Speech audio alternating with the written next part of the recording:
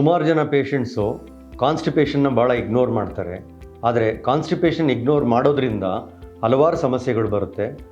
Piles ಅಥವಾ ಎಮರಾಯ್ಡ್ಸ್, ಹಾಗೆ rectal prolapse, ಇವೆಲ್ಲ ಸಮಸ್ಯೆಗಳು ಬಂದಾಗ it can lead to surgery. ಈಗ ಕಾನ್ಸ್ಟಿಪೇಷನ್ ಆಗಲಿಕ್ಕೆ ಹಲವಾರು ಕಾರಣಗಳಿರ್ಬೋದು.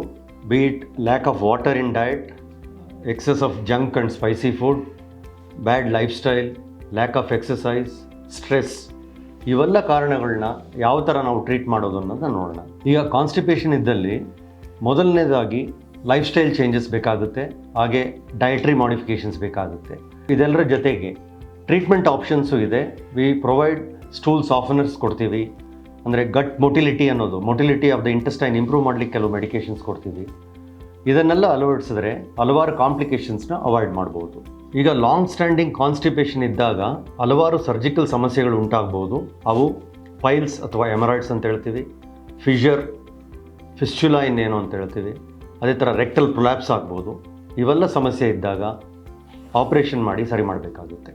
ದ ಬಾಟಮ್ ಲೈನ್ ಈಸ್, ನಿಮಗೆ ಕಾನ್ಸ್ಟಿಪೇಷನ್ ಭಾಳ ದಿವಸದಿಂದ ಕಾಡಿಸ್ತಾ ಇದ್ದರೆ ದಯವಿಟ್ಟು ನಿಮ್ಮ ಜನರಲ್ ಸರ್ಜನ್ ಹತ್ರ ಬಂದು ಕನ್ಸಲ್ಟ್ ಮಾಡಿ ಅದಕ್ಕೆ ಅಡಿಕ್ವೇಟ್ ಟ್ರೀಟ್ಮೆಂಟ್ ತಗೊಳ್ಳಿ.